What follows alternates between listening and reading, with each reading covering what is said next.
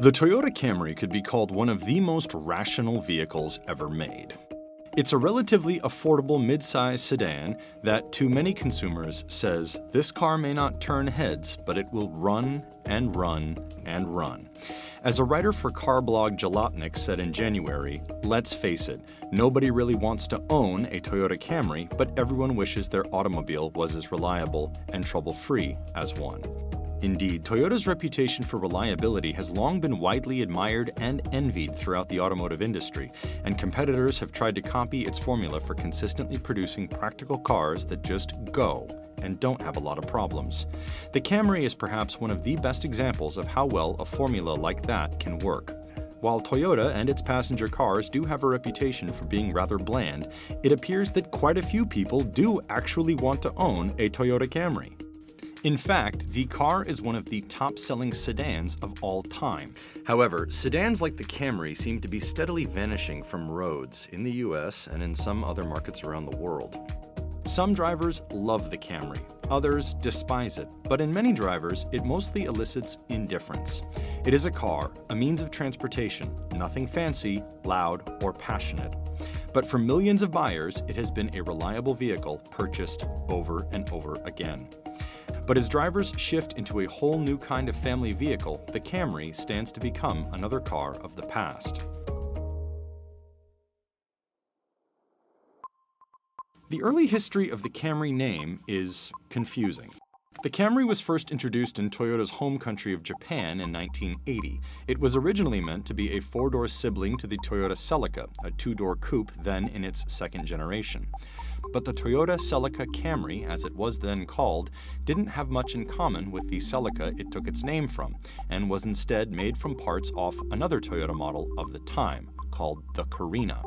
The Celica Camry lasted only a couple of years, and Toyota rebooted the Camry brand as a standalone model in March of 1982. Like its predecessor, it had 4 doors, but Toyota turned the car into a front-wheel drive vehicle powered by a transverse engine. Up to that point, Toyota sold the Corona as its 4-door sedan in the US, as well as in many other markets. Toyota had been selling the Corolla, a compact sedan, in the US since 1968, and that model was gaining popularity. But Toyota pulled the larger Corona from the States in 1983, and it needed a midsize substitute. The Camry was introduced to the US that same year. Quickly, it rode the reputation Japanese cars were getting among American consumers for being affordable, dependable, and practical. 1997 was the first year Toyota Camry earned the title of #1 selling passenger car in America. Since then, it has mostly held that title, joined at the top of passenger car sales rankings by other Japanese vehicles, such as the Honda Civic, Honda Accord, and Toyota Corolla. Camry's been the top-selling car most of these years. It looks like Accord beat it in 2001, but outside of that, Camry's been the top-selling car, that's a pretty good run. Throughout its history, the car became incredibly popular in the United States and around the world. Today, it is produced in 8 countries and sold in more than 100. Toyota has sold more than 18 million Camrys throughout the vehicle's history.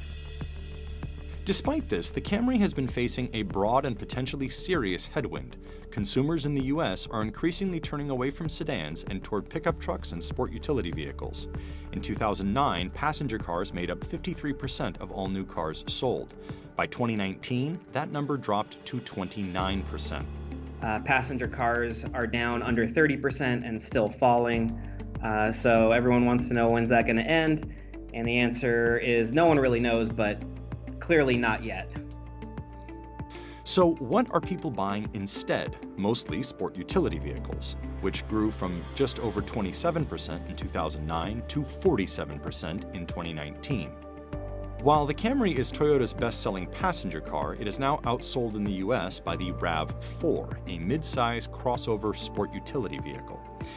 There have been SUV crazes before, but the severity and sheer persistence of this shift in recent years has startled auto industry experts. Some companies, especially American ones, have responded to this market shift by cutting production of their sedans and compact cars almost entirely and focusing their energies on SUVs and trucks. Toyota does acknowledge that Camry sales have fallen from 473,108 at its peak in 2007 to 336,978 in 2019. But the Japanese manufacturers who dominate passenger car sales in the US are not pulling out of the segment yet. And if you need any proof that people are still buying sedans, consider this: if you took the Toyota Corolla and the Camry and separated it from the rest of Toyota and created a new brand, that brand would be the 9th largest auto manufacturer in the country. The Camry has also gained considerable popularity among a particularly novel population of customers: ride-hailing service drivers. Many ride-hailing app users who live inside or even outside major cities in the United States may find themselves sitting inside a Camry. A report for the New York Taxi and Limousine Commission said that 27,000 of the 72,000 non-premium app-dispatched vehicles in New York City are Camrys.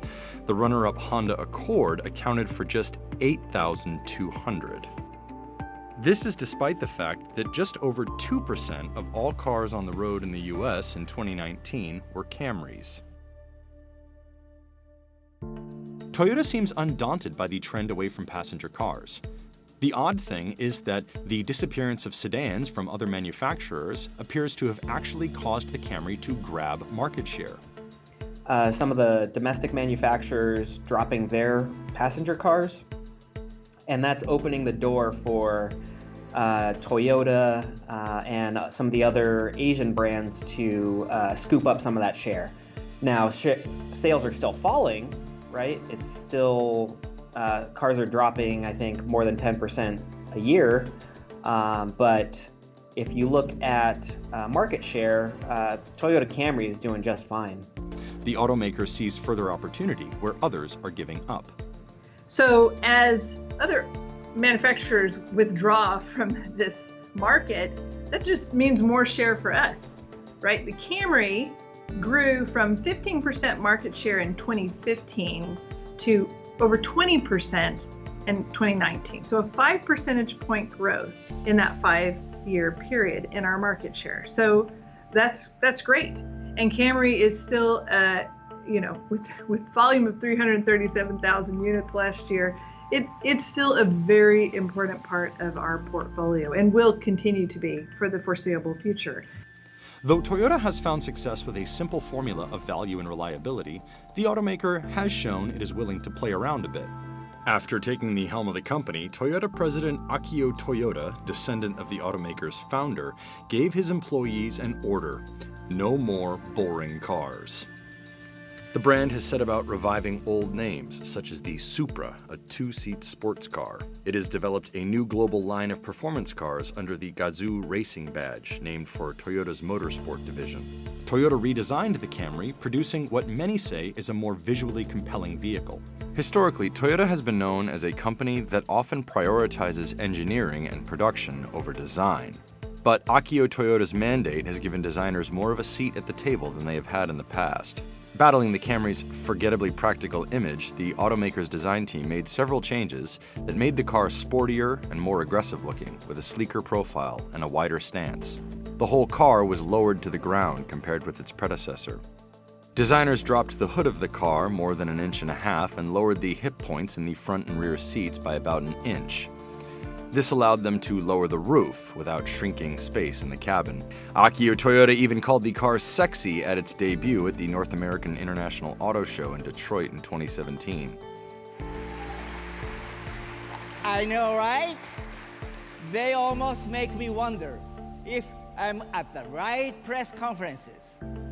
And between this new XLE and XSE, a customer will have 2 very distinct Camrys to choose from: sexy and really sexy. Now I know calling Camry sexy might be overstating that. It has also released special editions and variants of the Camry that have gone in some eye-popping directions. the company came out with the Nightshade Edition, essentially an appearance package that adds large black wheels, a black Toyota badge, and other accents that give the car a meaner, sportier look. The automaker took it one step further in 2018 when it stunned the automotive press by releasing a version of the Camry with the company's Toyota Racing Development, or TRD, badge on the car. Toyota makes TRD versions of trucks and SUVs, such as the Tacoma, Tundra, and 4Runner. These versions bear special suspension systems, brakes, and other tweaks typically meant for off-roading and off-road racing. But the automaker has only rarely made TRD versions of its cars meant for driving on pavement. The choice to then fit the badge on a Camry and the equally conservative larger Avalon sedan was a shocker.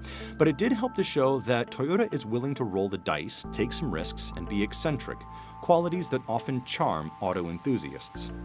The only danger in Toyota's no more boring cars philosophy is messing around too much with a formula that has won over so many buyers throughout the years. So the Camry has definitely been a meaningful vehicle because the Camry just represents no hassle, no worries about reliability, something that is very, very dependable. And this has been the mantra of Camry for a very long time. It is quiet, it is comfortable, it is roomy, and it's dependable. And that is very attractive to many car buyers. And it's held to that formula. It has not tried to be something completely different. It has not tried to be super sporty. It hasn't tried to be totally technologically the first ones or whatnot. And that tried and true formula has worked. If it works out, Toyota has the opportunity to squeeze more margins out of the car at a time when volumes are declining. And a car that has become a kind of accidental icon to many drivers may have a better chance of sticking around just a bit longer.